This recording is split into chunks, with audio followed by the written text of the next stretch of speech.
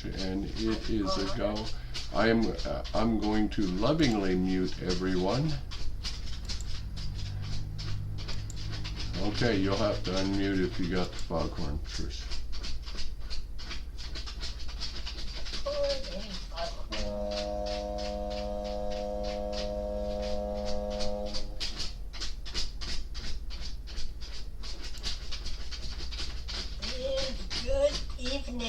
Please be aware that the first hour and a half of this meeting will be recorded so that we can put it onto our website and podcast and our YouTube channel. We record in audio only. Feel free to use the podcast on our website along with your big book as a resource if you miss the study portion of the meeting. The study portion is also listed on our website so that you can follow along. Tonight's recap will start on page 22, where it says, "This is by no means," and will end on page 25, "Want to stop but cannot." And our study tonight will be on page 25, from "There is a solution" to "Willing to make the effort." And then the appendix or the asterisk will also refer us to appendix 2, so we will be reading that, the spiritual experience, as well, and that will be on page 567. And we will do that in 2 different segments and announcements. Good evening, family. My name is Jamie, very grateful recovered alcoholic, and good to have you all with us tonight. The only real 2 announcements that I have is next Sunday we will be having a group conscience. Trish will post the date and time of that in the chat for you. If you are not a home group member but you'd like to come to our group conscience and see how we operate, you are more than welcome to. Only registered group home group members will have a voice and a vote, but we'd love to have you join us. And if you see how we operate, you might decide you would like to join as a home group member. And we will be talking about business before we go into our 4th quarter assembly the next week. And I'll just give you an idea. One of those things that we'll be discussing in our group conscience is who to send money to and how much to send them as part of our yearly disbursements, because instead of dispersing quarterly to the other entities of Alcoholics Anonymous, we just do it yearly. So that being said, on with the meeting, and good evening, family. Again, my name is Jamie, very grateful recovered alcoholic, and welcome to the Lppbbsg Primary Purpose Big Book Study Group. To prepare for our Big Book study, let's get focused by having a 3-minute moment of meditation followed by our family's foglight prayer. And I'm a recovered alcoholic. My name is Trish. Thanks for joining us tonight. We're going to start the meditation in a minute, so please take a moment to get situated. Please be aware of background noises when you are unmuted and sharing as to not distract others or yourself. We suggest we all observe proper Zoom etiquette. If you wouldn't do it in a live meeting, please don't do it here. A friendly reminder that absence of profanity offends no one. Please keep yourself muted during someone else's share, and we will call on you in the order that hands are raised. From the foreword to the first edition of Alcoholics Anonymous. We of Alcoholics Anonymous are many thousands of men and women who have recovered from a seemingly hopeless state of mind and body. To show other alcoholics precisely how we have recovered is the main purpose of this book and of this group. For the meditation, some suggestions are: focus on your breath and posture, breathe in God, and breathe out self. Take this time to reconnect with God, let the craziness of the day drift away, and ask God to help you focus on the study. And let's bring the monks in to do what the monks do so well, and enjoy your time with God, folks, and we'll see you on the other side.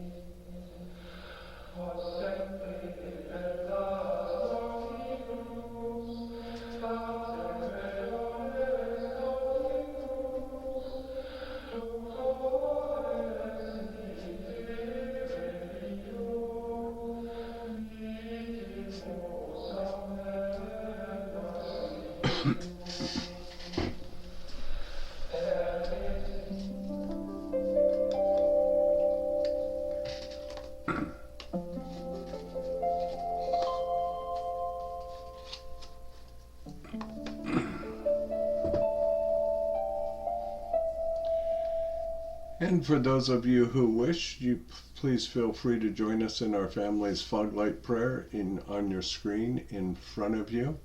Fog light prayer. God, let your love shine through us like a fog light, so that those that are lost, sick, and dying can find your love through us. Amen. Let's have our secretary's report. Come on in, Jim. Good evening, fellow travelers. Jim F., an alcoholic. I am your recovered alcoholic secretary. I have asked Terry to read the recovered statement. We read this notice to explain why many people in this group identify as recovered rather than recovering, and what it exactly means to be a recovered alcoholic. Take it away, Terry. Hey everybody, I'm Terry, aka Pickle Chips, recovered alcoholic. Recovered. We are not cured of alcoholism. Recovered but not cured. That presents a conflict to some alcoholics. If we were cured, we would be able to drink responsibly. No, we are not cured.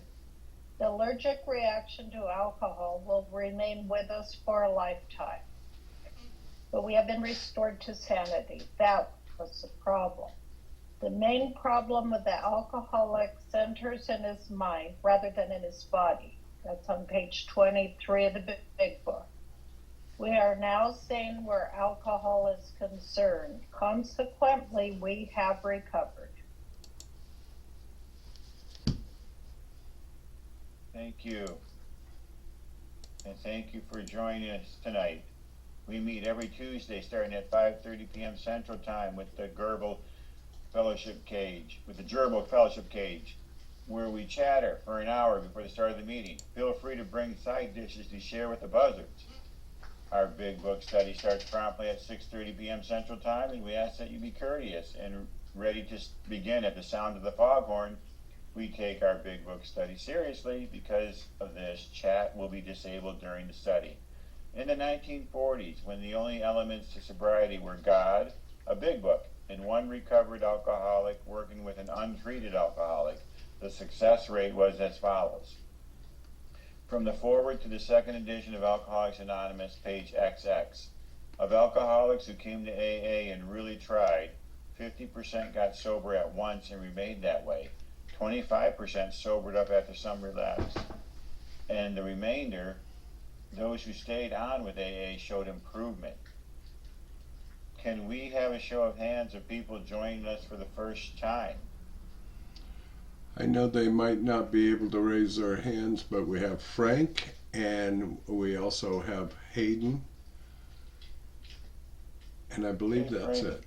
Welcome, welcome. Welcome, guys. And, pardon me, 1 second here, lost my space. And then the recovered alcoholics, these are your potential sponsors. Is anyone celebrating a milestone this week? Donald is. Aha. You're muted, Donald. I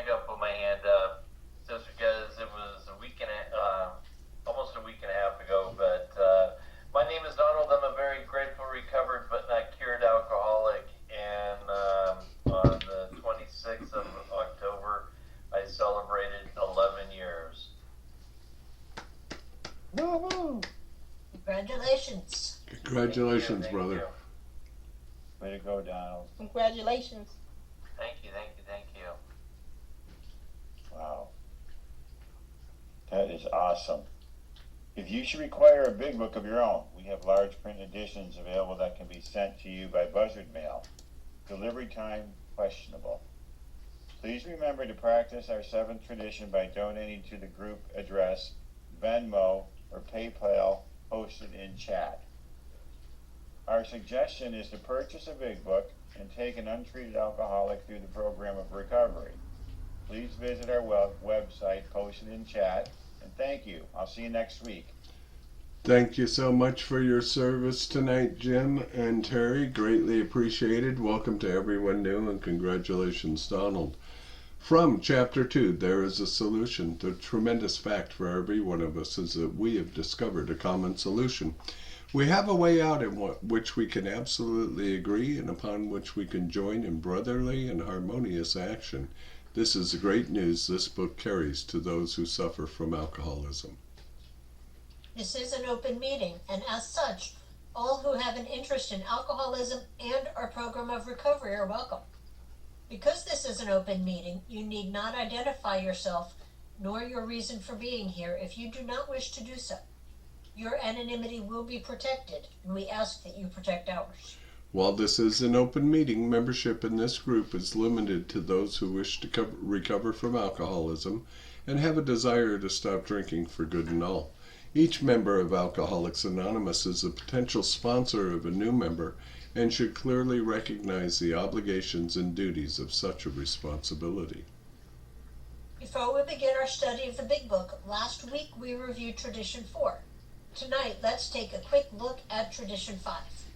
Please refer to page 562 of our book, Alcoholics Anonymous. And come on in, Lisa. Hi everyone, I'm Lisa, I'm an alcoholic. Tradition 5, short form. Each group has but one primary purpose, to carry its message to the alcoholic who still suffers. In the long form.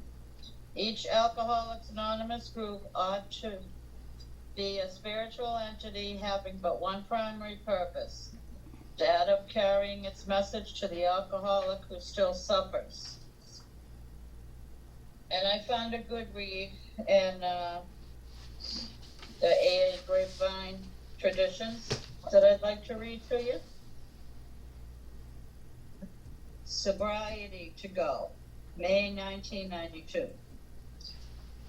As often happens, we learn the most in AA from listening to our newer members. And my home group recently experienced a new dimension of the fifth tradition because of it. We have a periodic group inventory every 4 to 6 months so that we can stay healthy as a group. We use the traditions as well as some of the questions from the AA group pamphlet as our guide.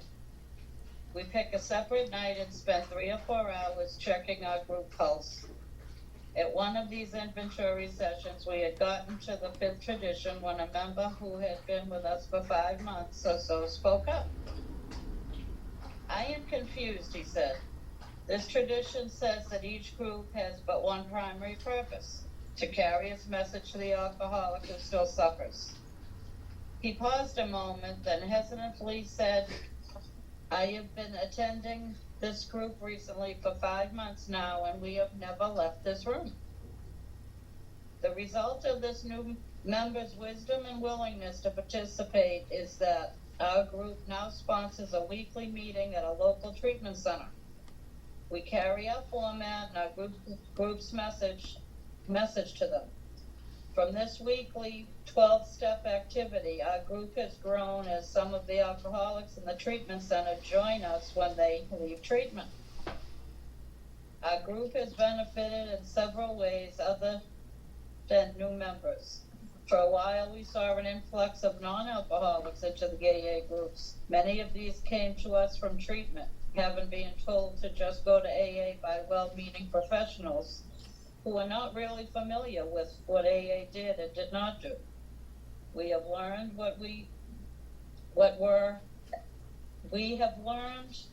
were at fault when this happened. if we do not show up to explain AA to new people, they will hear about it from people who do not know about AA. The simple activity of carrying the message out of our meeting room also answered another problem we were having. Those of us who have been blessed by being in AA, when there were plenty of live 12-step calls, talk a lot about them. Our younger members now have an inexhaustible supply of live 12-step calls.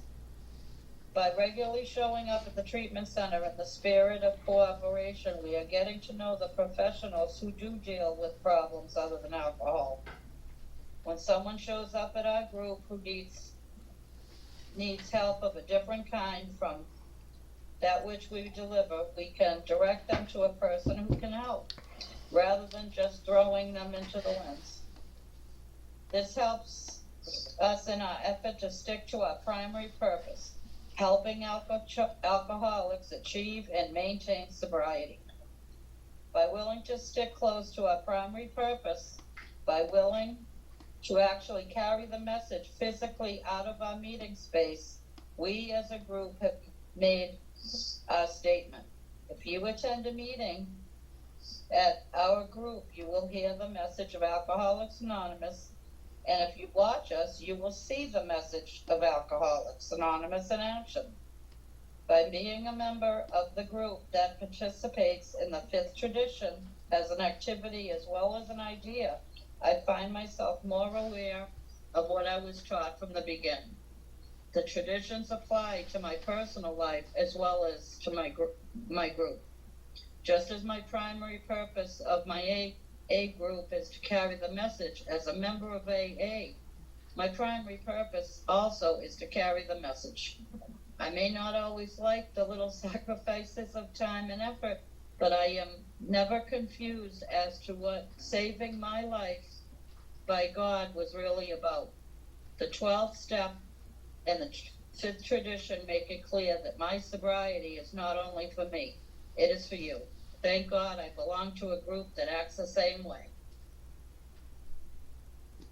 Thank you.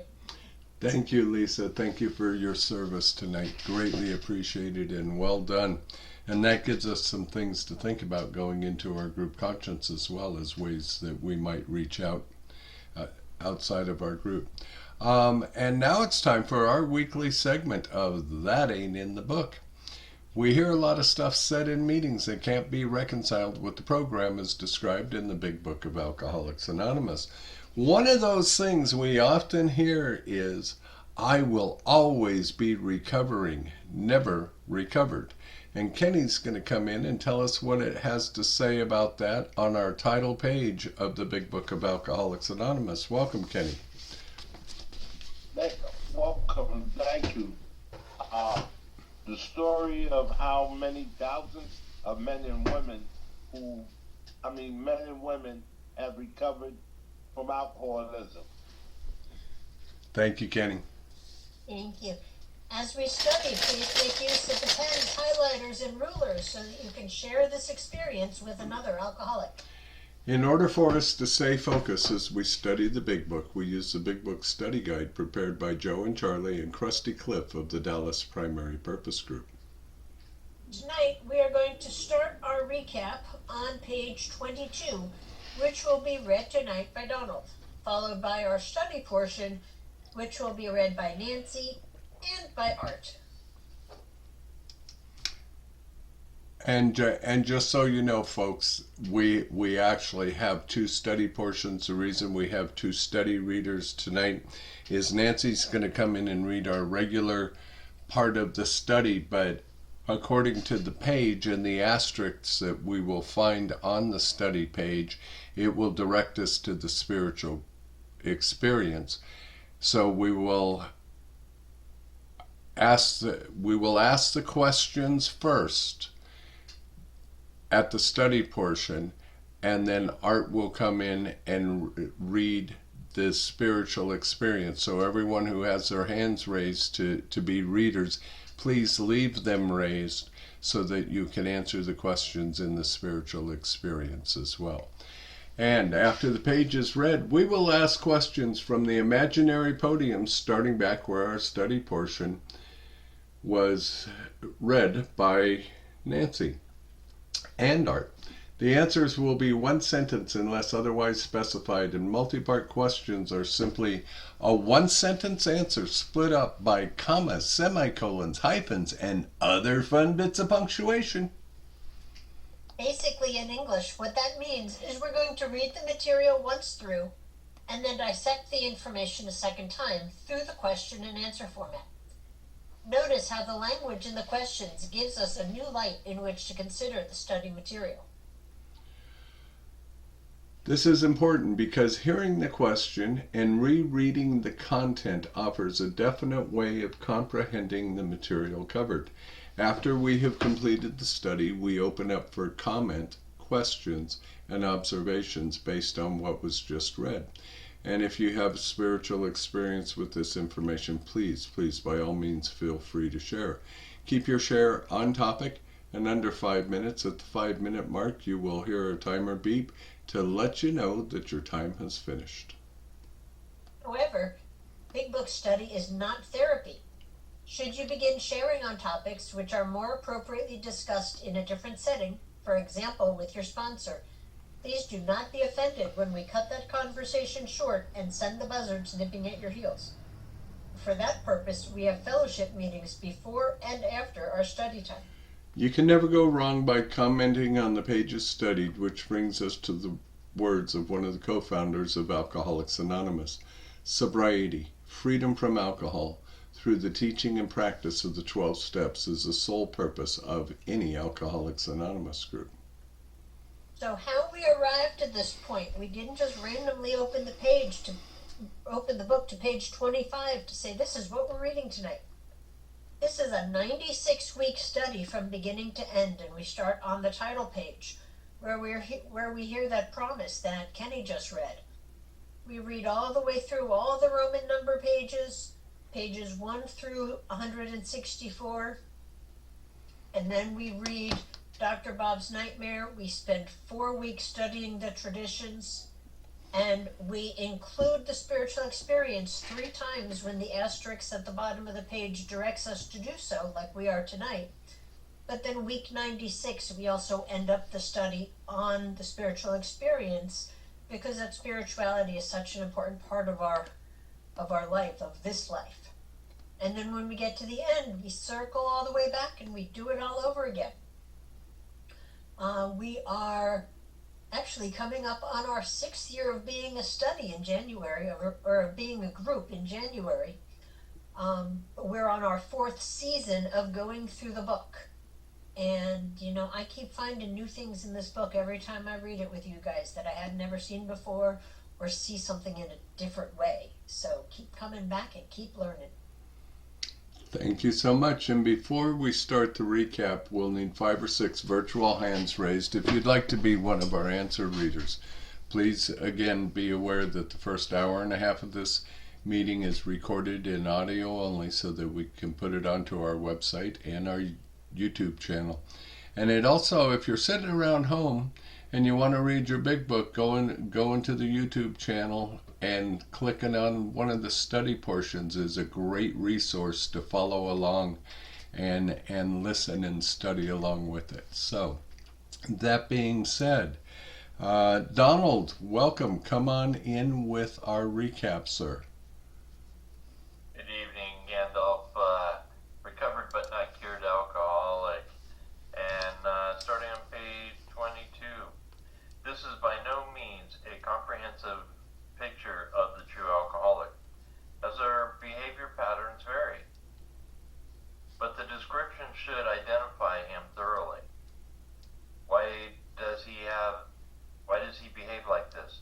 If hundreds of experience have shown him that one drink means another debacle, with all its attendant suffering and humiliation,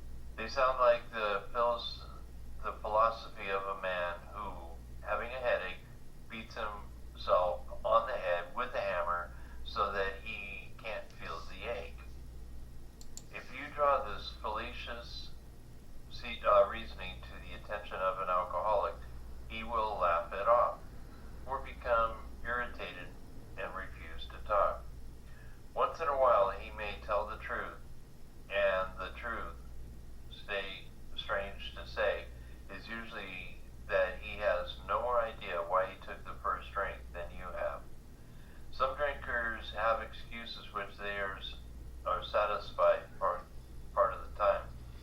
But in their hearts, they really do not know why they do it. Once this malady has a real hold, they are a baffled lot. There is the obsession, how somehow, someday, they will beat the game, but they often suspect they are down for the count. How true this is, few realize. In a vague way, their families and friends sense that these drinkers are abnormal, but everybody hopefully awaits the day when the sufferer will rouse himself from his lethargy and assert his power of will. The tragic truth is that if the man be a real alcoholic, the happy day may not arrive. He has lost control. At a certain point in the drinking of every alcoholic, he passes into a state where the most powerful desire to stop drinking is an absolute no avail. This tragic situation has already arrived in practically every case long before it is suspected. The fact is that most alcoholics, for reasons yet obscure, have lost the power of choice in drink. Our so-called willpower becomes practically non-existent. We are unable at certain times to bring into our consciousness with sufficient force the memory of the suffering and humiliation of even a week or month ago. We are without defense against the first drink. The almost certain consequences that follow taking even a glass of beer do not crowd into the mind to deter us. If these thoughts occur, they are hazy and readily supplanted with the old threadbare idea that this time we shall handle ourselves like other people.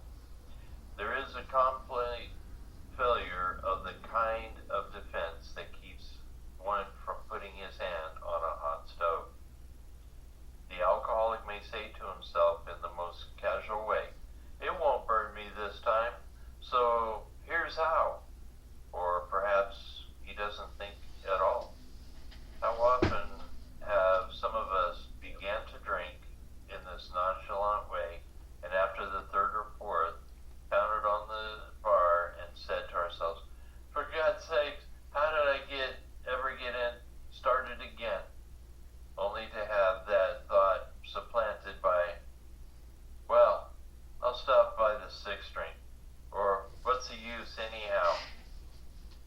When this sort of thinking is fully established in an individual with alcoholic tendency, he has probably placed himself beyond human aid, and unless locked up, may die or go permanently insane. These stark and ugly facts have been confirmed by legions of alcoholics throughout history. But for the grace of God, there would have been thousands more convincing demonstrations. So many want to stop, but cannot. Thank you so very much for the recap of last week, Donald. And tonight, Nancy is going to come in on page 25, starting with "There is a solution." Welcome, Nancy. Thank you. Non-alcoholic. There's a solution. Almost none of us like the self-searching, the leveling of pride, and confessions of shortcomings, which the process requires for its successful consummation. But we saw that it really worked in others, and we had come to believe in the hopelessness and futility of life as we had been living it.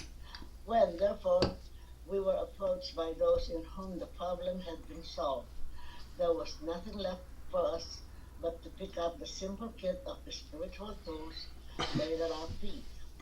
We had found much of heaven, and we had been rocketed into the fourth dimension of existence, of which we had not even dreamt.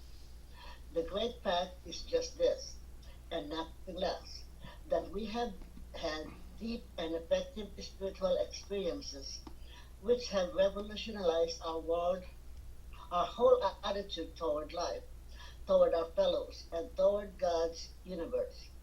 The central fact of these lives today is the absolute certainty that our Creator has entered into our hearts and lives in a way which is indeed miraculous. He has commenced to accomplish those things for us which we could never do by ourselves. If you are as seriously alcoholic as we were, we believe there is no middle of the road solution. We were in a position where life has becoming impossible. And if we had passed into the region from which there is no return to human aid, we had but two alternatives. One was to go on the bitter end, blotting out the consciousness of our intolerable situation as best we could, and the other to accept spiritual help. This we did because we honestly wanted to and were willing to make the efforts. Thank you, Nancy. And folks, we're going to go right back to where Nancy started reading and do the first round of questions on this section. Trish will also be coming in with a few comments along the way. So, our batting order tonight for readers will be Kenny, Linda, Miss Jacqueline, good to have you joining us, Nancy, and Jim. So, everybody can unmute, and I will ask the questions, and it will just be, again, it will be one sentence answers, multiple part questions split up by commas, semicolons, hyphens, and other fun bits of punctuation. And Kenny, the first question comes to you, my friend. Is there a solution? There is a solution. And Miss Linda, a three-part question for you. A, does the alcoholic like the solution? B, what do they not like? And C, are these actions necessary for success in sobriety?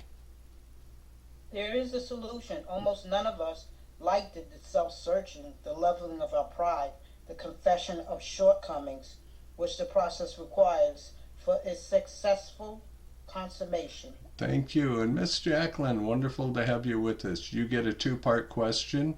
A, what gave us hope? And B, what were we faced with when we're confronted by recovered alcoholics? We can't hear you, Jackie.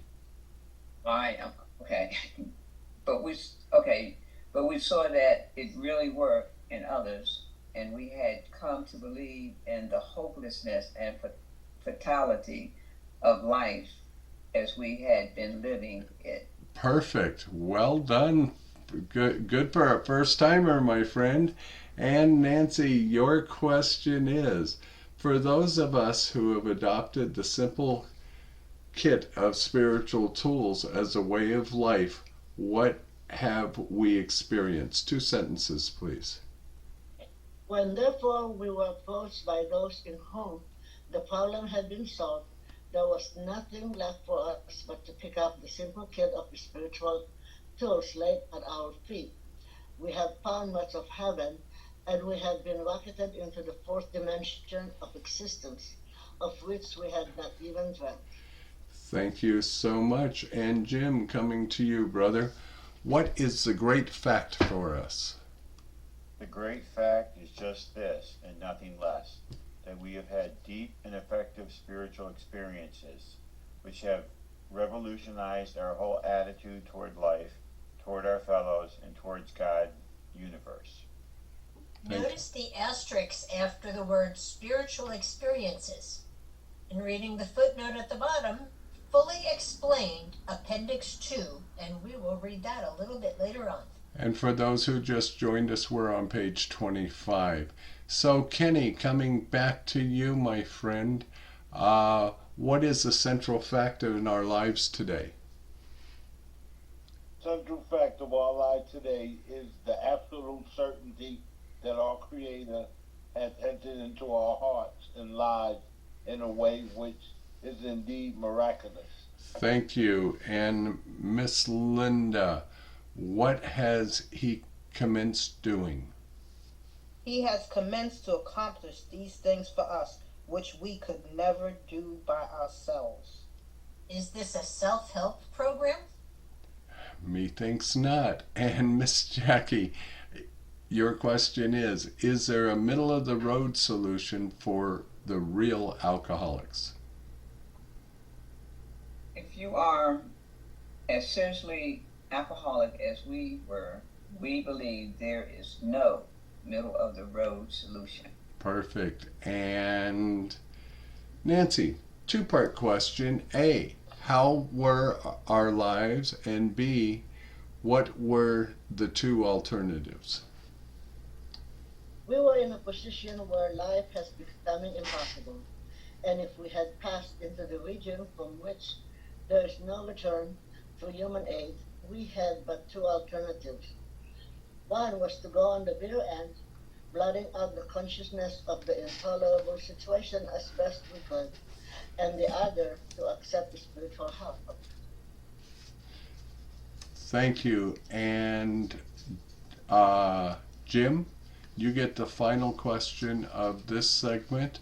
Why did they accept spiritual help? This we did because we honestly wanted to and were willing to make the effort. Thank you so much. And Trish, you got two more comments. Two comments. The first is, do these two alternatives appear to be step 1 and step 2? And then, before proceeding, let's turn to Appendix 2 on page 567 in the 4th edition. So if everyone will turn to Appendix 2, the spiritual experience. And while you're turning, I have another comment to come in with. The only significant change that has been made in the basic text, the first 164 pages plus the doctor's opinion of the Big Book, is the one that produced the need for Appendix 2. Step 12 in the first printing read, having had a spiritual experience as the result of this course of action. In reading Bill's story, we read where he had a sudden spiritual experience as the result of these steps.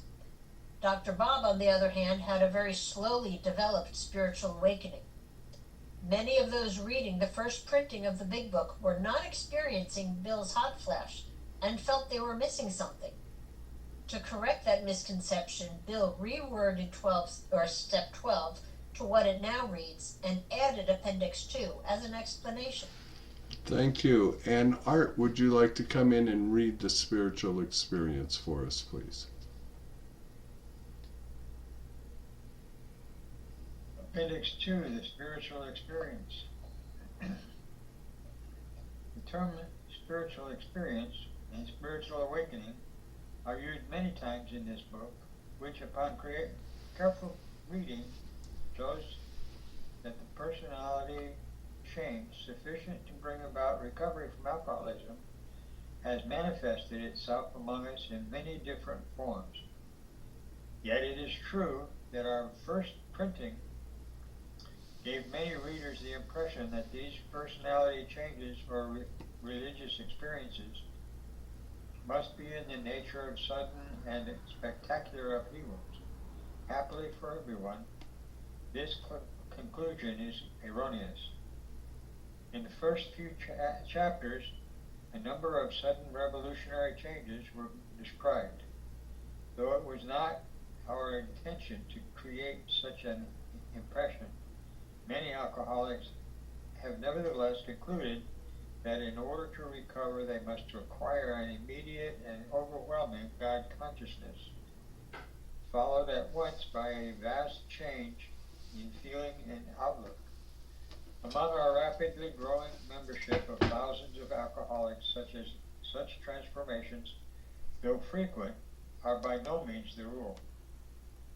Most of our experiences are what the psychologist William James calls the educational variety, because they develop slowly over a period of time. Quite often, friends of the newcomer are aware of the difference long before he is himself. He finally realizes that he has undergone a profound alteration in his reaction to life. That such a change could hardly have been brought about by himself alone. What often takes place in a few months could seldom have been accomplished by years of self-discipline. With few exceptions, our members find that they have tapped an unusual and unsuspected inner resource which they presently identify with their own conception of a power greater than themselves. Most of us think this awareness of a power greater than ourselves is the essence of spiritual experience. Our more religious members call it God consciousness. Most emphatically, we wish to say that any alcoholic capable of honestly facing his problems in the light of our experience can recover, provided he does not close his mind to all spiritual concepts. He can only be defeated by an attitude of intolerance or belligerent denial. We find that no one need have difficulty with the spirituality of the program. Willingness, honesty, and open-mindedness are the essentials of recovery, but these are indispensable. There is a principle which is a bar against all information, which is proof against all arguments, and which cannot fail to keep a man in everlasting ignorance. That principle is contempt prior to investigation, and that's a quote from Herbert Spencer. And Trish, you want to hold that comment until after we ask the questions. And so, folks, we're going to go right back to where Art started reading the spiritual experience. The batting order will be just the same as it was before, and we are going to kick it off with Kenny. And Kenny, this conclusion is what? And it says, read 2 paragraphs there. The terms spiritual experience and spiritual awakening are used many times in this book. Upon careful reading, shows that the personality change sufficient to bring about recovery from alcoholism has manifested itself among us in many different forms. Yet it is true that our first printing gave many readers the impression that these personality changes or religious experiences must be in the nature of sudden and spectacular upheaval. Happily for everyone, this conclusion is erroneous. Thank you very much. And Miss Linda, your question is, in the stories in the first few chapters, which spiritual event was described? I'm lost. What page are we on? We're in the spiritual experience on page 567. Can you go to the next person, please? Jacqueline, we're going to come to you. And I'll re-ask the question. In the stories in the first few chapters, which spiritual event was described? It starts within the first. Okay, in the first few chapters, a number of sudden revelationary changes are described. Thank you. So That's it right there. Nancy, your question is, did most alcoholics believe that they too must have a spiritual experience? Though it was not our intention to create such an impression, many alcoholics have nevertheless concluded that in order to recover, they must acquire an immediate and overwhelming God consciousness, followed at once by a vast change in feeling and outlook. Thank you. And Jim, coming to you, sir, are such transformations frequent? Among our rapidly growing membership of thousands of alcoholics, such transformations, though frequent, are by no means the rule. Thank you. Mr. Kenny, coming back to you with a 2-part question. A, what do most of our members experience? And B, why did William James call them that? Most of our Most of our experiences are what the psychiatrist William James called the educational variety because they develop slowly over a period of time. Thank you. Okay, and Linda, we're back to you. Your question is, very often, who are the first to notice the change that has taken place? Quite often, friends of the newcomer are aware of the difference long before he is himself. Thank you very much. And Miss Jacqueline, coming back to you. Two-part question. A, what does the alcoholic finally realize? And B, could he have accomplished this by himself? He finally realized that he has undergone a profound alteration in his reaction to life, that such a change could hardly have been brought about by himself alone. Thank you very much. And Jim, coming to you, sir. What could seldom have been accomplished by self-discipline? What often takes place in a few months could seldom have been accomplished by years of self-discipline. Thank you. And Nancy, I believe I missed you, so I'm coming to you now. Two-part question. A, with a few exceptions, what do we all tap into? And B, what do they identify this to be? With few exceptions, our members find that they have tapped unsuspected inner resources, which they presently identify with their own conception of a power greater than themselves. Very good, thank you. And coming into page 568, Kenny, what do most of us think? Most of us think this awareness of a power greater than ourselves is the essence of spiritual experience. Thank you. And Miss Linda, what do religious folk call it? Our more religious members call it God consciousness. Thank you. And Miss Jacqueline, two-part question. A, what do we wish to emphatically say to an alcoholic? And B, what is one condition the alcoholic must meet? Most emphatically, we wish to say that any alcoholic capable of honesty facing his problem in the light of his own experience can recover, provided he does not close his mind to all spiritual concepts. Thank you. And Nancy, we'll get back on track here. What will defeat an alcoholic? He can only be defeated by an attitude of intolerance or belligerent denial. Thank you. And Mr. Jim, what is it that no one should have difficulty with? We find that no one need have difficulty with the spirituality of the program. Thank you. And Kenny, coming back to you. What are the essentials of recovery? Willingness, honesty, and open-mindedness are the essentials of recovery. Okay. And Miss Linda, how important are they? But these are indispensable. Thank you. And Miss Jackie, you get the final question of the night. What will keep a person in everlasting ignorance? There is a principle which is a bar against all information, which is proof against all argument, and which cannot fail to keep a man in everlasting ignorance.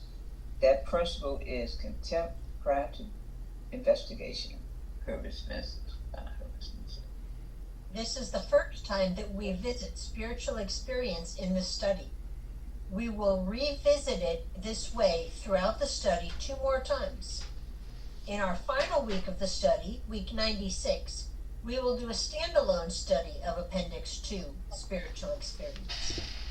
And thank you so much for everybody who participated in reading tonight. You can remute yourselves and lower your hands, and the meeting is now open for sharing questions, comments, observations, experience, spiritual experience. And I know some folks in this room, even grand sponsees who have been through all the work. So we'd love to hear from you.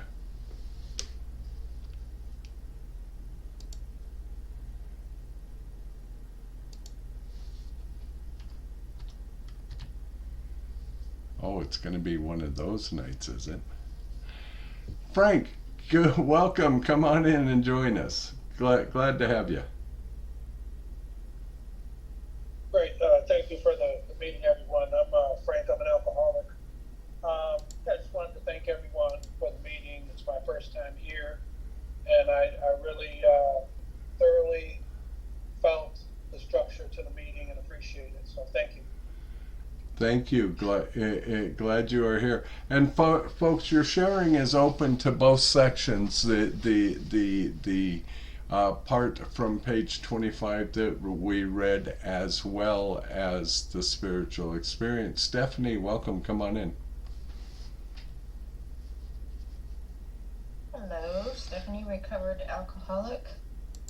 I just wanted to share with you that back in January of 2024, I actually remember asking this question, what does where it says that principle is contempt prior to investigation, and I asked, what does having contempt prior to investigation mean? It's like, when the teacher says, well, you're reading, but you don't comprehend what you're reading. And this is true. I could read that 10 times and I couldn't come up with what that meant. And I got some answers from Jamie and Art here. If anybody else has the same query,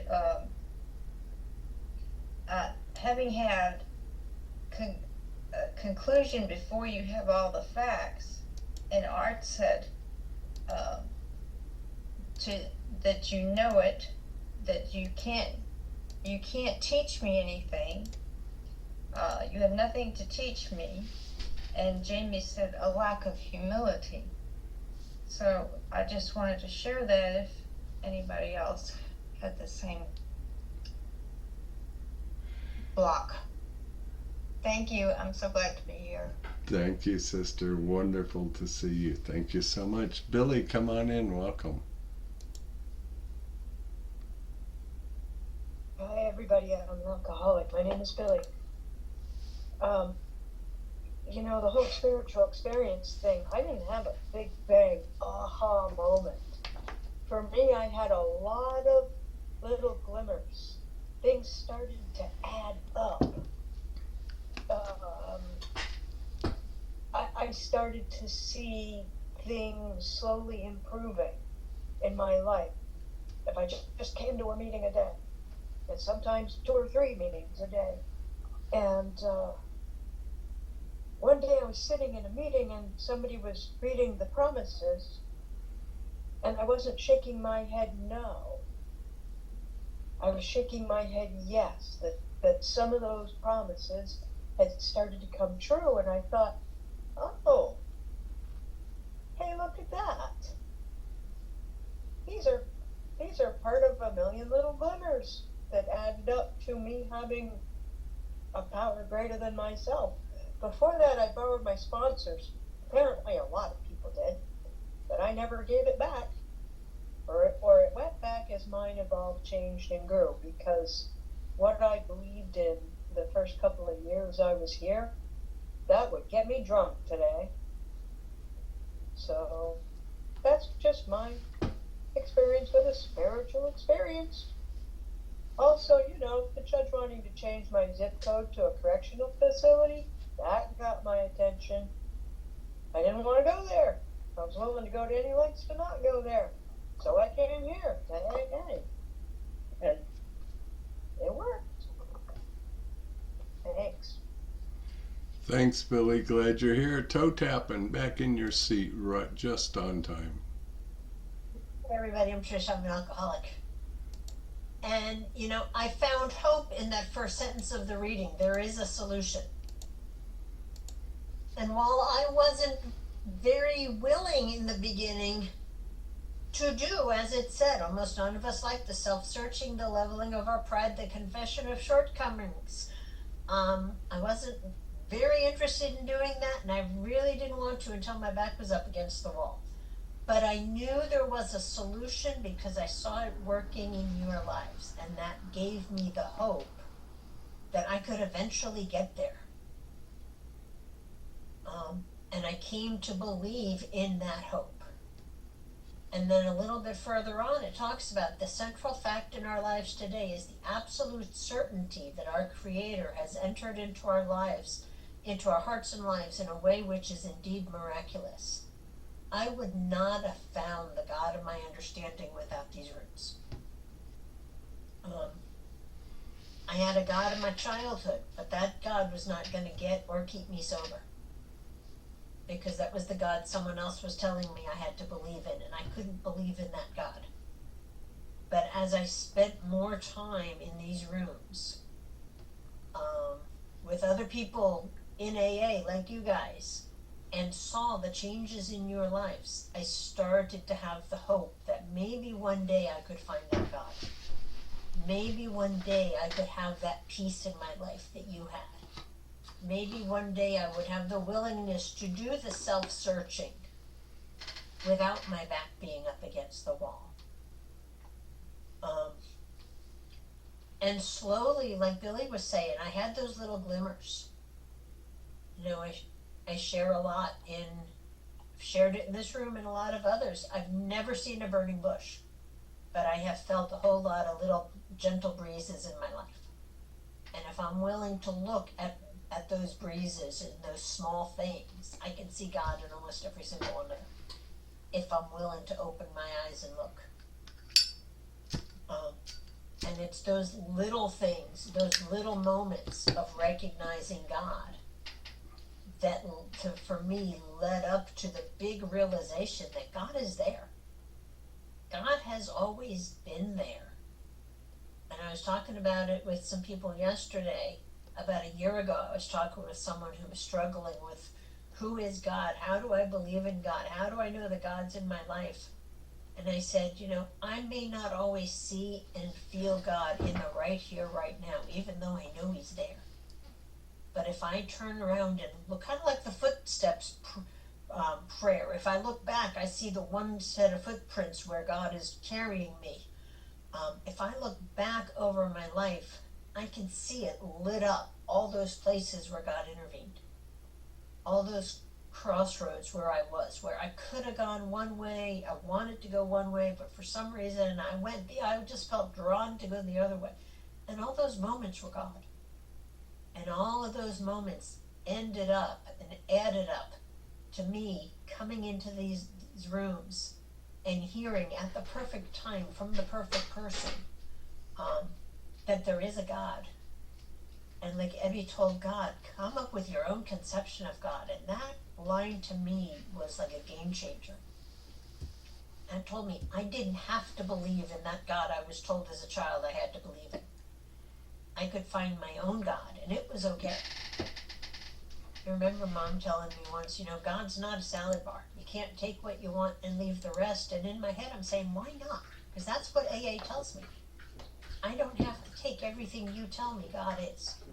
I don't have to take everything that anybody tells me God is. I just have to find the parts that I like, put them together, and find my God that way.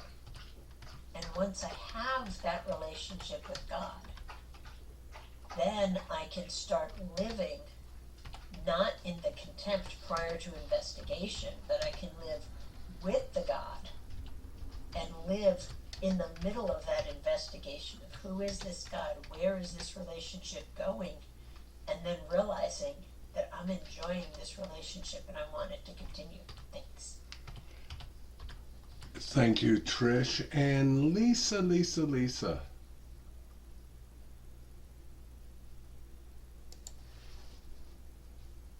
Hi everyone, I'm Lisa, I'm an alcoholic. I figured, Jamie, you were talking to me. Maybe. And yeah, I was thinking when I first started this journey this time, almost a couple years ago, I would have never raised my hand talking about God, the spiritual experience, reading anything about the traditions. I mean, I was just petrified. I was petrified with fear. And that alone now is just huge. I'm just at the beginning, still learning. And, here, like Billy said, it's developing slowly over a period of time. And, I remember hearing, other people saw it before I did.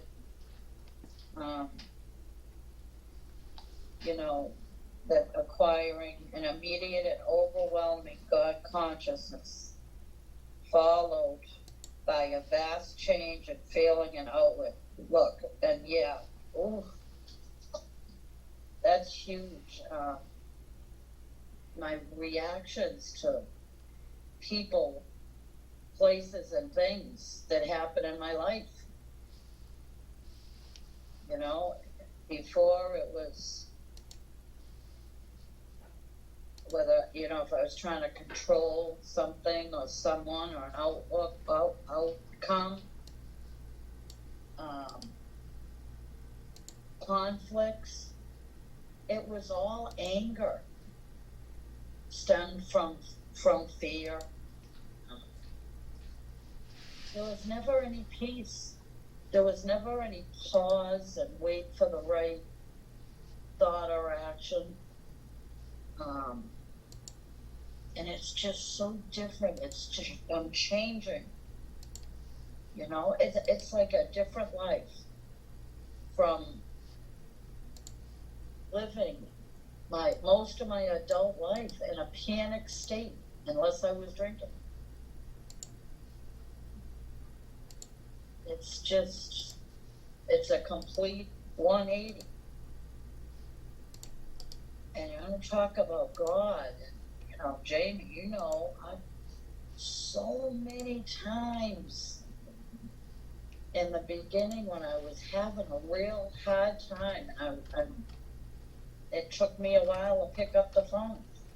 A text would come in, and I'm getting the chills just thinking about it. Jamie or Trish. It was just, it blew my mind. It blew me away. And, boy, I'm telling you, in those things, it made it very easy to believe. And I just look up and go, okay, I hear you. Thank you. This is just something. Every morning, start my day. God, please guide me. My thoughts, my thinking, actions, behaviors, and words. And he's been doing that, And the fight, it's like my whole life was a fight. And fighting with myself, mostly. I don't react like I used to. Things don't irritate me like they used to. I don't like a lot of things, but there's nothing I can do about them. The only thing I can do is watch my reactions. What am I doing? And yeah, I'm really very grateful for all of you and the opportunities, and that's it for me. Thanks. Thanks, Lisa. Love ya. Joy to watch you grow. Miss Jacqueline, welcome. Glad to have you with us tonight. Thank you. This has been a good reading and also shares. And I too was, and I'm going in the appendix, because the more I read it, the more I keep coming back, the more things on the pages just jump out on me. I had that same attitude when I was introduced to Alcoholics Anonymous.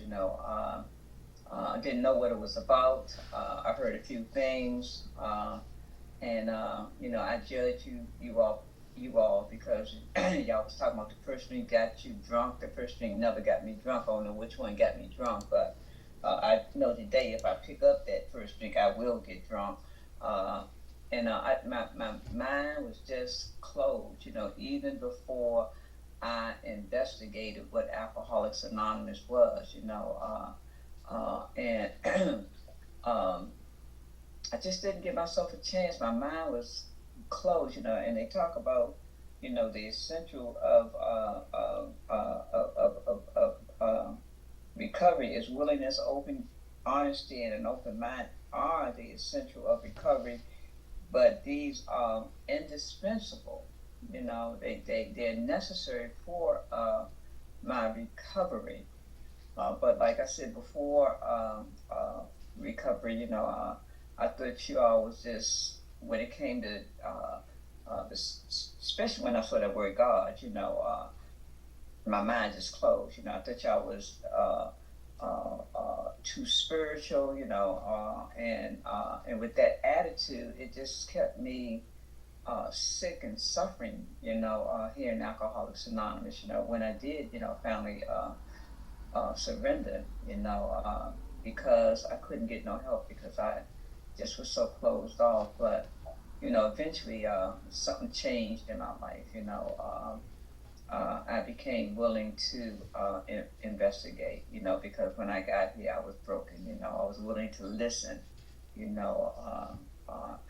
to get a sponsor, and like we're going through the big book, reading, and it was suggested that I pray, and try to find a high power, power greater than myself, because in treatment, they say I can't, you can if I let him, and I understand what that means today. It's not in our literature, but I fully understand what that means. I can't save me. I need something bigger than me, and I needed a group.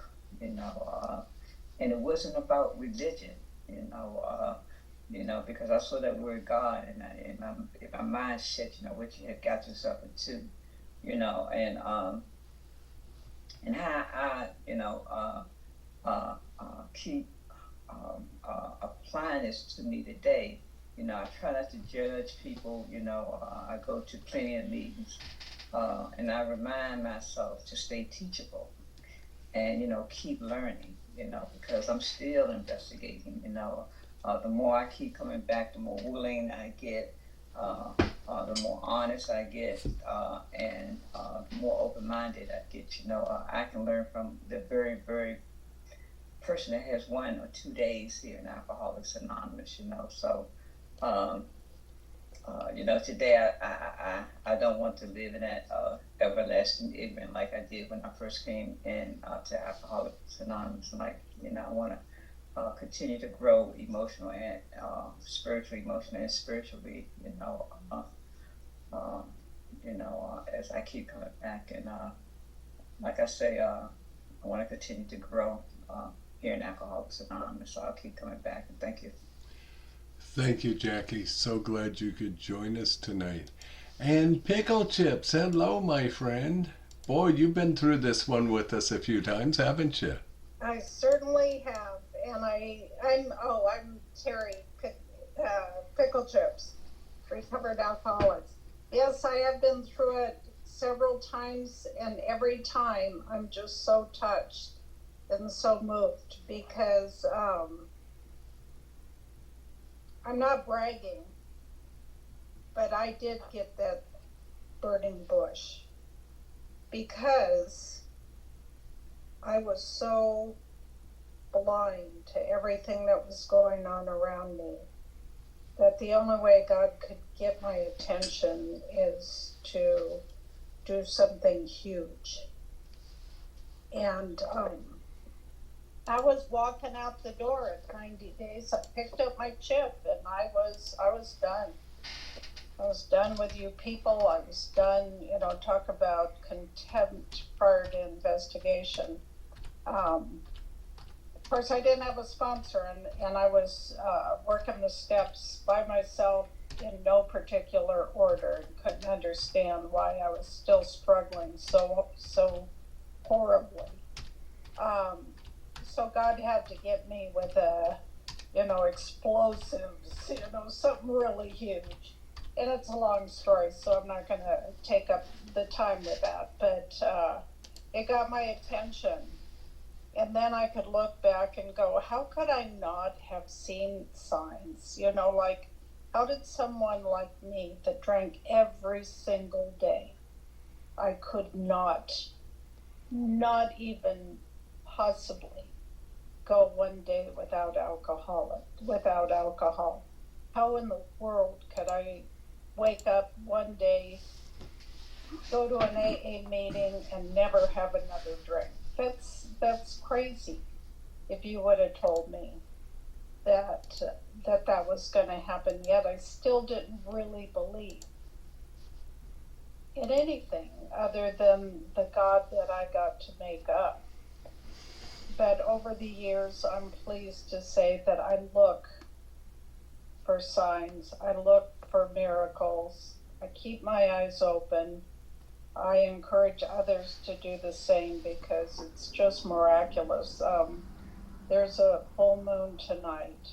I don't know if it's all the way full, but oh my gosh, talk about a spiritual awakening to just feel something. Because I before I got sober, I didn't feel anything. No emotions, no, except anger. I was angry. I think I've shared this. My middle name is Ellen. And my kids used to call me Terry Yellen. That was me. I was always yelling. Don't call me that. Don't you call me by my name. But I was yelling. Always yelling. And that's about my only emotion. But in that spiritual awakening in the appendix, I don't have my book with me because I'm doggy sitting right now, but I think it's mentioned 9 times, the word change, or similar. I think the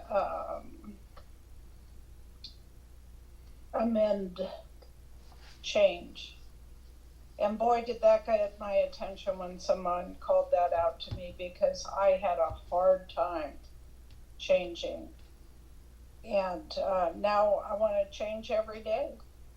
I'm totally good with change. I guess that's kind of a lie. That's not true. Some change I don't like to. I don't want to do that. But anyway, I love that part. I always look forward to when we read that. And Lisa, I wanted to comment too on you, how much you've grown. It's talk about a miracle right there, a living, walking miracle before our very eyes. So proud of you. Anyway, happy birthday, Donald, and glad all you new people are here. So that's all I got. Thanks. Thanks, Terry. Appreciate you, my friend. And Georgina, welcome. Come on in. Hello everyone, good night. My name is Georgina and I'm an alcoholic. Sorry about the camera, but I can't turn it on. I don't know what's wrong with it. But what a great reading. Thank you everyone for your share previous shares. Wonderful. For me, I was that alcoholic that kept putting my hand in the fire, over and over again, and I believe it's because I did not get the concept of what God's will was and what that meant, and giving it to Him. And I'm learning, because I'm staying teachable. I have to remain teachable. And I'm so grateful for Big Book studies and meetings, and for the Big Book itself. Because the solution is right here in this book. um, when I was able to really get the understanding of what giving my will over to God was, this reading that we just did made complete sense, you know, because I had to hit bottom over and over and over and over again in order to. I had knowledge of God, right? I knew God, and I had belief in God. But the fact of having faith and giving Him my defects and letting Him do His job and be God and not me, kept me hitting bottoms and bottoms over and over, you know. And now that I succumb, that I surrender to God, and I told Him, please just whatever you want me to do, I'ma do. And that's doing His will, not mine. You know? And I no longer, have that obsession. I don't think about a drink, and if I do, I pray about it. I tell my sponsor about it. I make a meeting. And I open this big book and once again get reminded who I am, which is an alcoholic, and why I shouldn't pick up a first drink. But always, always I go to God first. Because I felt His power. I felt Him doing what He does in my life.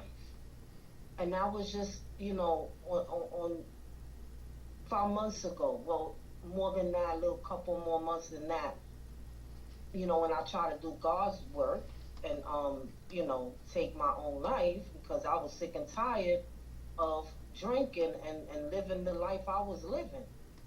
I didn't want to. I didn't want to wake up. God said, no, I'm going to give you this. I'm going to wake you up.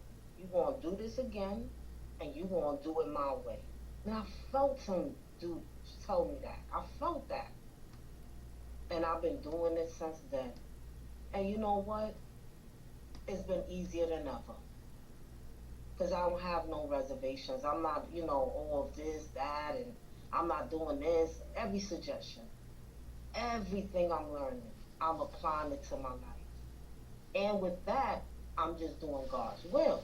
And the very best thing I could do next and next. And life is hitting me. Life is hitting me. I got 5 months, and life is happening, But with that, I don't have the desire to drink over it. And that's all God, because it ain't me. Because that's all I know how to do. Life happens, Georgina drinks. Happy, sad, mad, I drink. So I know it's God, because I'm the type, I'll put my hand in that fire over and over so many times. Burn my hand over and over, burn myself, head, everything. Hit my head on concrete, bottoms, after trap doors, and this time it's just, I completely surrendered and let God do what He does. And that's be God. Because I'm not. I had to get that concept. So I'm just so grateful today to be able to have that connection with my God, of my understanding, and have Him do,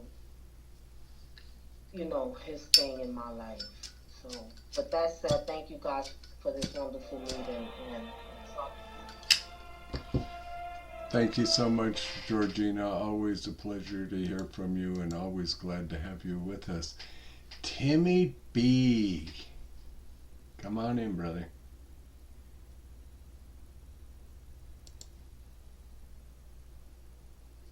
Hey, Pickle family.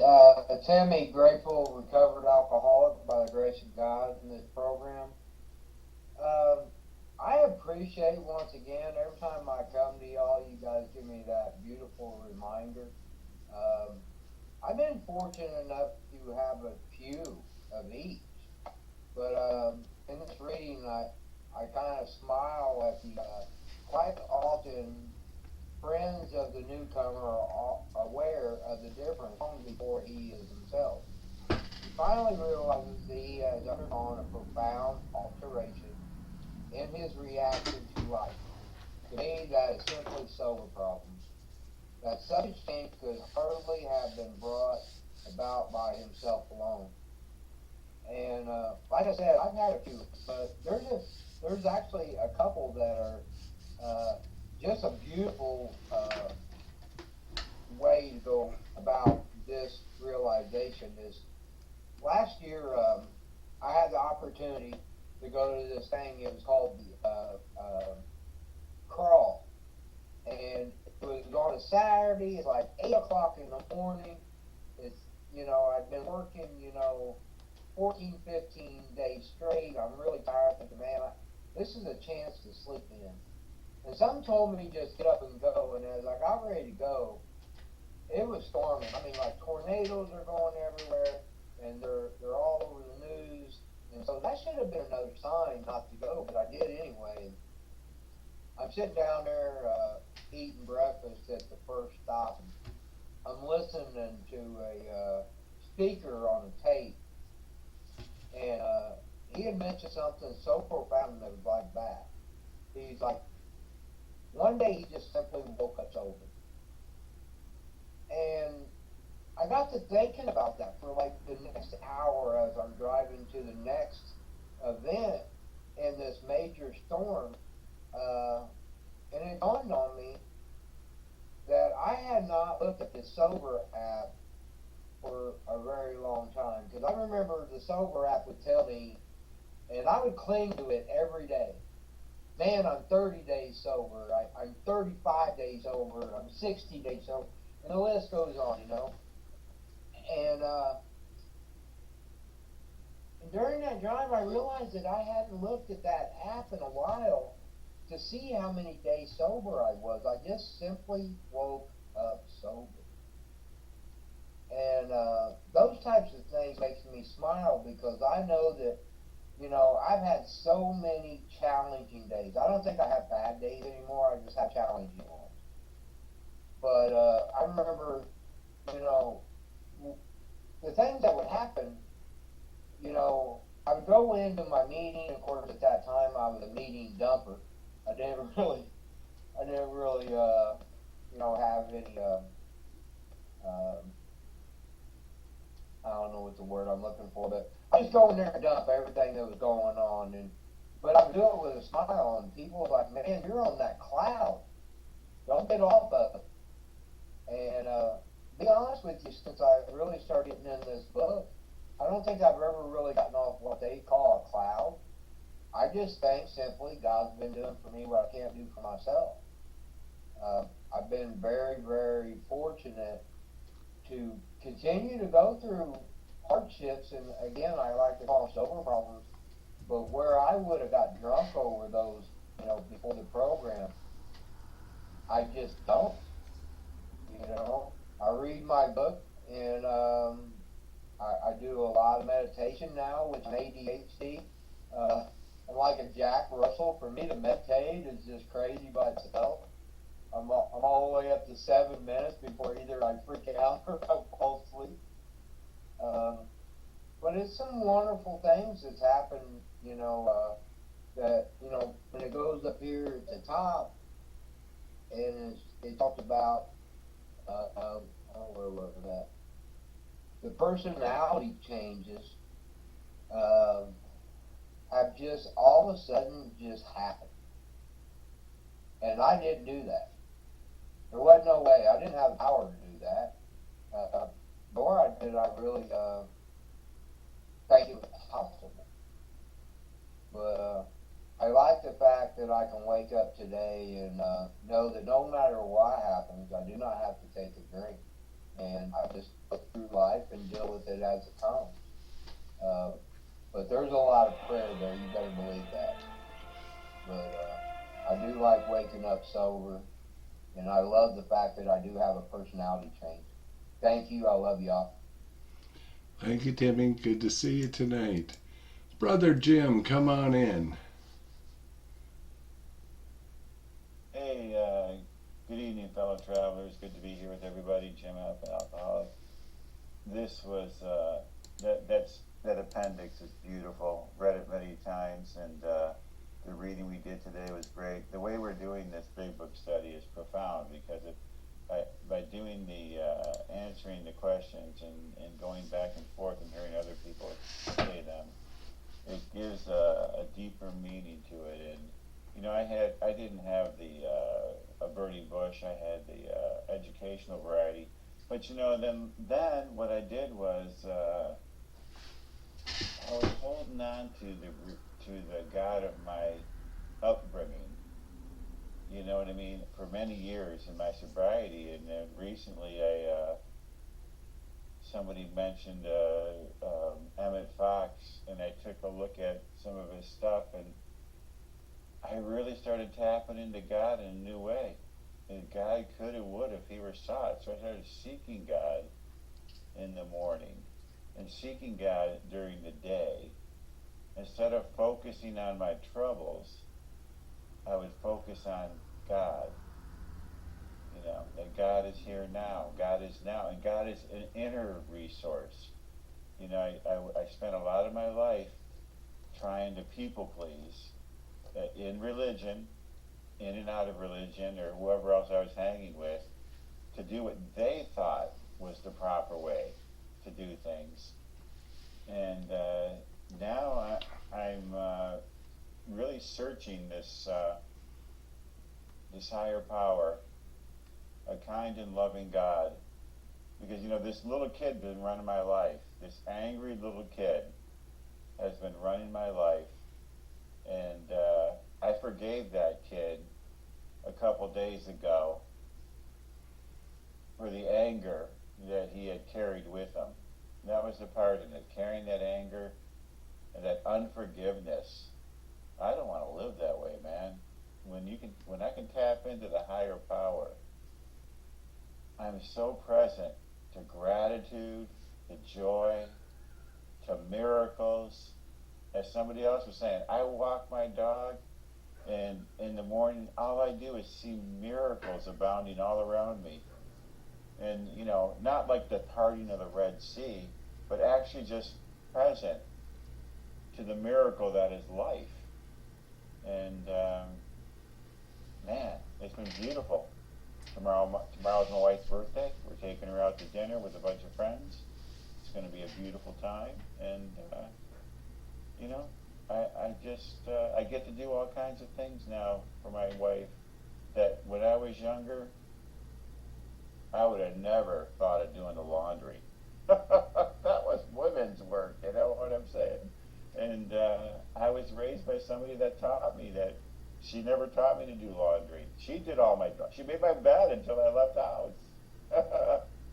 And, but now I'm here with, I'm really tapping into this God, and I'm happy about that. I'm happy to be here with everybody. I'm going to pass. Thank you for the meeting. Thank you, Jim. Glad to have you, and thank you again so much for being of service tonight. And before I close out, I'm gonna let it run over a few minutes tonight. We have been known to go as long as 2 hours and 45 minutes before. But before I share, I'd like to invite Art to come in. Art celebrates another milestone in this program tomorrow of 47 years. And he has been my mentor and held the torch for me along the journey. So Art, would you like to come in and share with us? My name's Art. I'm a grateful recovered alcoholic. And that celebration is a day early here. Oh, come back next week. We'll give you a chip. Anyway, yeah, this reading that we did tonight, especially the spiritual experience, I get a lot from that. And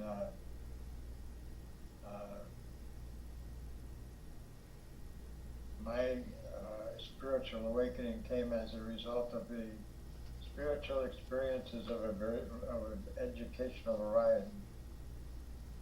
And I particularly like the ending of that, and not the quote from Herbert Spencer, but the end of Bill's writing, where he talks about willingness, honesty, and open-mindedness. And we always hear about the how of the program, honesty, open-mindedness, and willingness. Well, this kind of turns it around, and I don't know where that came from, other than somebody just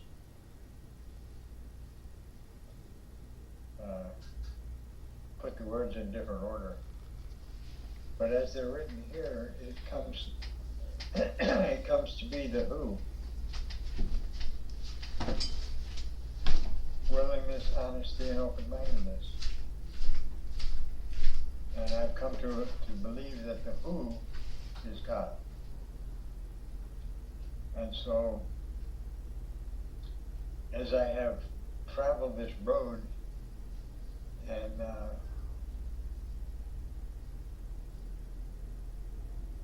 have kept an open mind for the most part,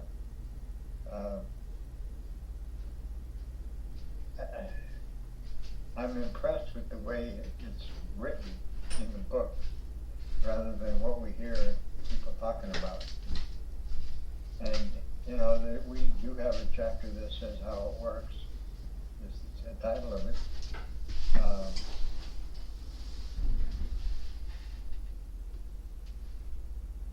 And I guess maybe that's where people get that how thing. But it's the who, and I've come to recognize the who as being God, and if I stay in tune with God and His will, then I have a good life, and I can pretty much handle most anything that comes along, because I made that decision in step 3. And then I followed it up with the instructions of how to do that. And when I came to step 3, it talks about making a decision, turn the world and life over to the care of God, as we understand it. And my question was, how do you do that? And I discovered that by taking the following few steps, I learned how to do that. So I go to this process of discovery in step 4. And then I come to step 5, and it lists who we're supposed to share this with. And we admit it to God, to ourselves, and to another human being. And I think that order is important. Because if I get honest in my self-evaluation, then I have to let God know about that I understand. Not because He didn't already know, but because I now understand what it is that I'm attempting to give, to turn over to God. And then in steps 6 and 7, it gives me the method by which I can actually practice or put into practice the decision that we made in step 3. And so the spiritual experience comes to me as I make my way through the steps. And as I'm taking the steps, each step along the way has a spiritual connotation. So I have a spiritual experience with each step. Then when I get to number 12, it talks about a spiritual awakening as the result of these steps. And so the spiritual experiences that I encounter along the way of taking the steps brings me to this spiritual awakening of step 12. And it's a great journey. I've learned a lot, and I have yet things to learn.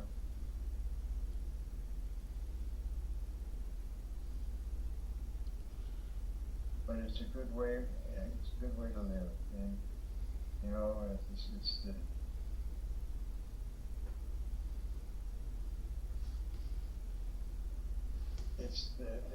the journey is the important thing.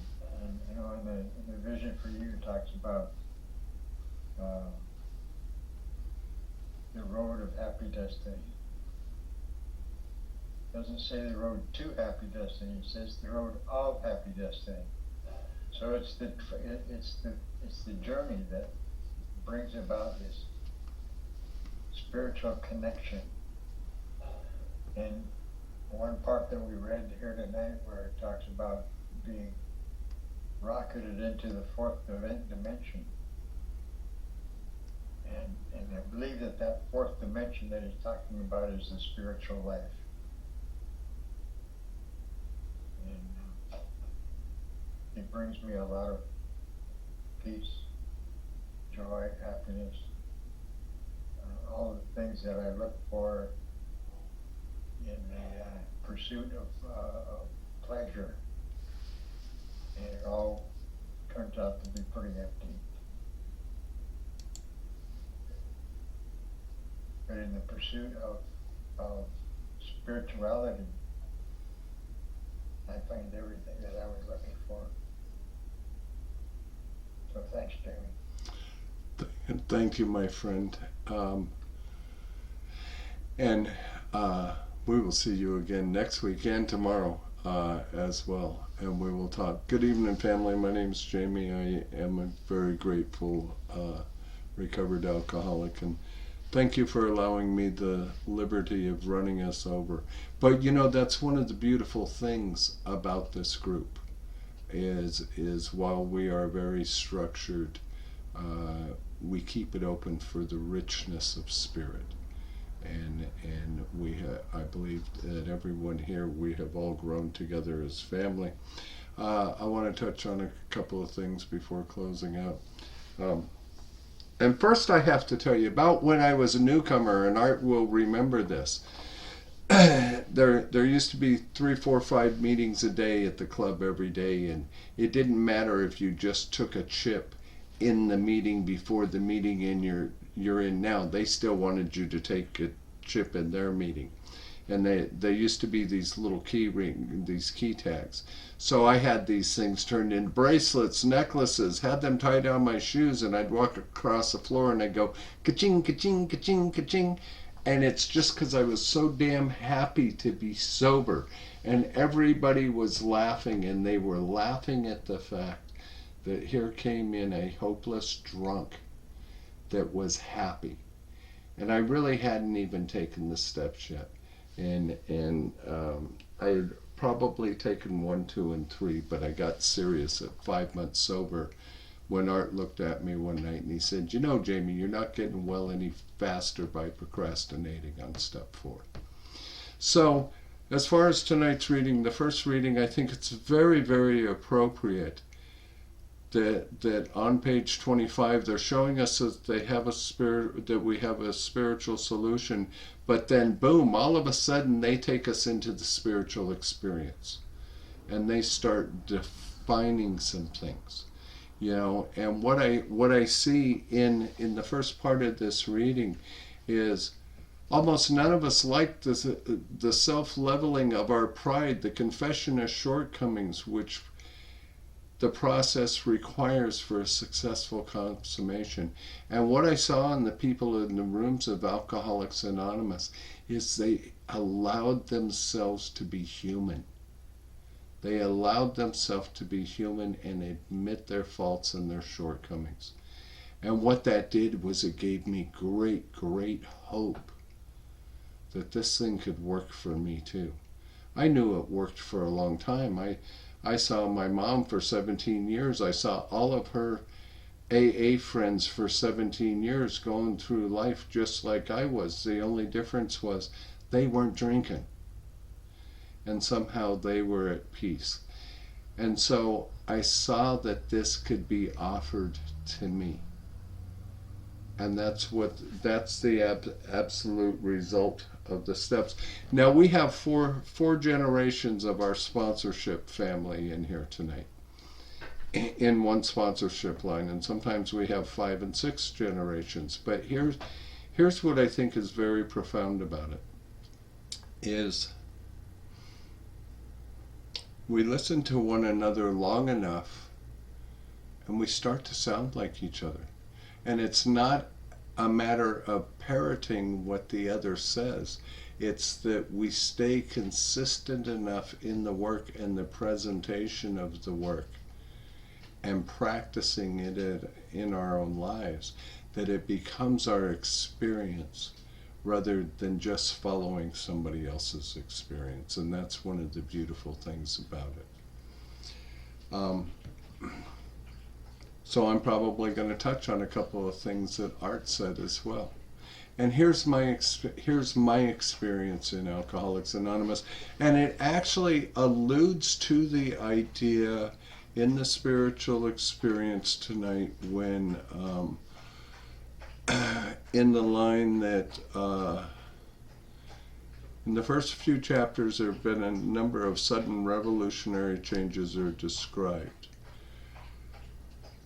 Though it was not our intention to create such an impression, many alcoholics have nevertheless concluded that in order to recover, they must acquire an immediate and overwhelming God consciousness, followed at once by a change in feeling and outlook. So here's what happened to me as I took each step, including step 1, not just the admitting that I was an alcoholic and that my life was unmanageable, but the acceptance of it. Because there was a shift. There was a shift in the way I perceived the disease.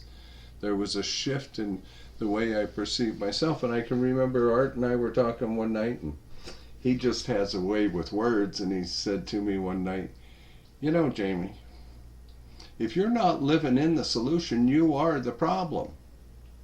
I went and looked in the mirror and I saw the problem. He was absolutely right. So here's what my experience is. As I have gone through each one of the steps individually, I have had a spiritual experience within each individual step because something changed in me. The acceptance of my alcoholism with step 1. Coming to believe in step 2. I was raised to be a believer that was a very skeptical believer. And today in my life, I have come to believe not only faithfully, but that power greater than myself is now the power of my experience. Because I've been brought through more pain, more guilt, more shame, more death, more suicidal and homicidal thoughts. And yet I never had to drink or kill myself or kill anybody else over those things. Shift in attitude. And as the same thing happened as I took each and every step. Which brings me to this.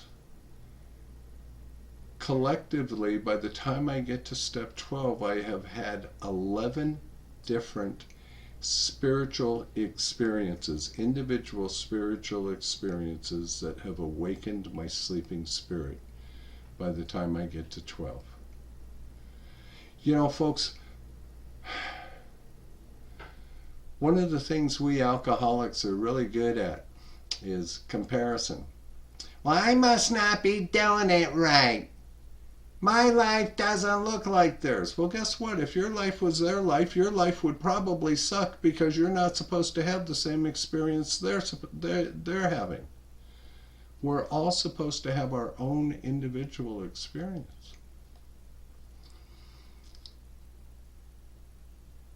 So that sleeping spirit has been awakened. And here's the beauty And for those of you who haven't caught on to some of the things that we do in this group yet, we do big book sponsorship around here, right? Not just in this meeting, but when we work one-on-one with other alcoholics, most of us, it's line by line, and let's break it down and let's take a look at the deeper side of it. Not, here's a book, read this, call me. But let's do it together, so that we can all have that deeper understanding and effectiveness. I don't know, it was about 3 or 4 years ago. One more time, I was listening to somebody say, "It's the how of the program. Honesty, open-mindedness, and honesty, open-mindedness, and willingness." And yet I'm reading the spiritual experience, and I'm thinking in the book, and I've had people argue with me that it means the same thing in the spiritual experience. Willingness, honesty, and open-mindedness. No, how and who are two entirely different things. So it is not the how of the program, it is the who. And Art just touched on it. I had to get honest before I could become willing or even open-minded. That came with just a simple admission. The beginning of it was with step 1. So who's the who? It's not Cindy Lou Who. The who becomes the God of our experience or our own understanding. And it doesn't have to be a big flash of bright light or anything like that. It can be as simple as a chill running up the back of your neck when you read something and you say, "Oh my God, I see it. It's me." There's a few people in this room that I love who have learned how to read the book in the first person when applicable. And why do we read the book in the first person where applicable? Because now we're not reading about them, we're reading our own story that was pre-written for us in the big book of Alcoholics Anonymous. On my ceiling, a big spoon, a little spoon. The big spoon is God, I'm the little spoon. But notice it says it's not the how, but it's the who. Thank you, Trish, for painting that on my ceiling. And that was done about 3.5 years ago. Here's what I know. If I continue to live in the practices of all of this, I will continue to grow that relationship with that power greater than myself will continue to grow. My relationships with you will continue to grow. And I live by the attitude today that I am living in a spiritual experience every day of my life today. Every day of my life today. That's one of those things that this group has done for me. Because I believe that everything that we do here is part of a spiritual experience in each one of our lives. We may not all necessarily look at it that way.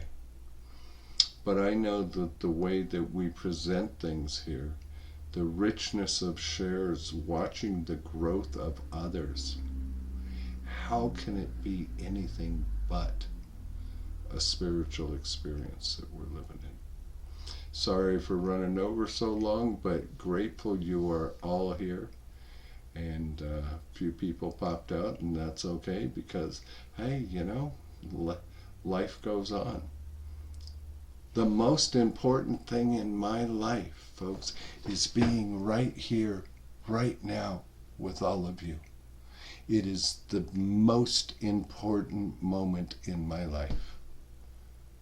And then when I move on to something else, that will be the most important moment of my life. Today is the only day that I can make any decisions or take any actions that will affect any change in my life moving forward in the future. Thank you. God bless. Trish, you going to read us out? Yeah. From page 164 of our book. Our book is meant to be suggestive only. We realize we know only a little. God will constantly disclose more to you and to us. Ask Him in your morning meditation what you can do each day for the man who is still sick. The answers will come if your own house is in order. But obviously you cannot transmit something you haven't got. See to it that your relationship with Him is right, and great events will come to pass for you and countless others.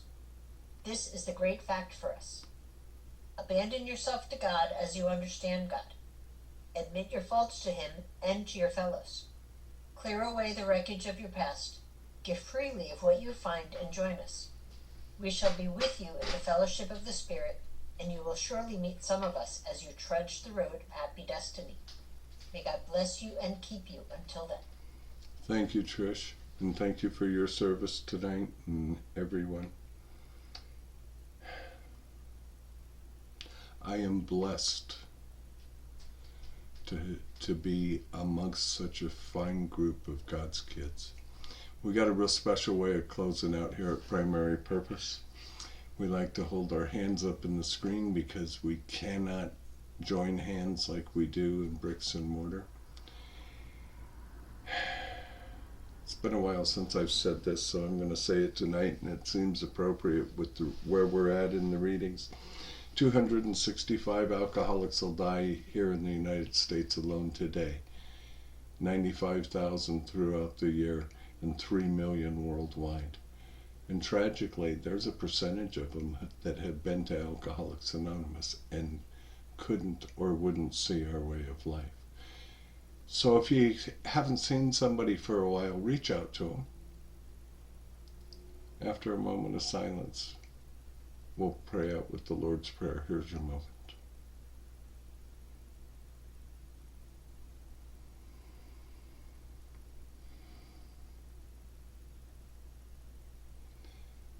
Thank you. Who will take us from shame to grace if we let Him? Our Father, who art in heaven, hallowed be thy name. Thy kingdom come. Thy will be done, on earth as it is in heaven. Give us this day our daily bread, and forgive us our trespasses, as we forgive those who trespass against us. And lead us not into temptation, but deliver us from evil. For thine is the kingdom, the power, and the glory forever and ever. Amen. Lisa.